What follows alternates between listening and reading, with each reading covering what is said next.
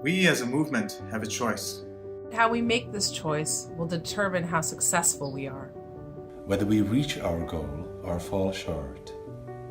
We can choose to speak with a stronger voice. We can choose to have a global presence that cannot be ignored. We can choose to focus the world's attention on Tibet.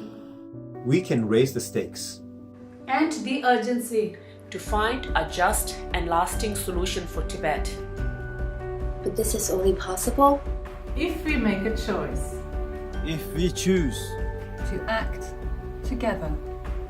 It might sound simple or obvious, but it's a radical choice. We have to make space for it. To clear the legs. And prepare ourselves. In order to do some great things together. Those who want to see us fail are pleased when we divide our efforts.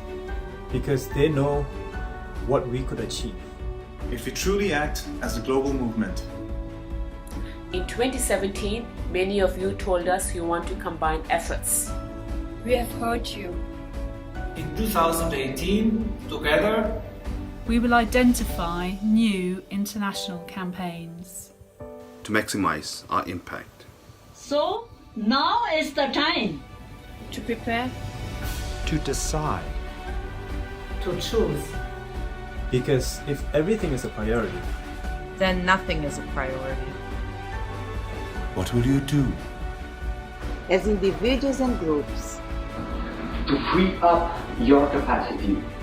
So that they can join together with us for a stronger voice, a greater presence, and a major push towards new victories.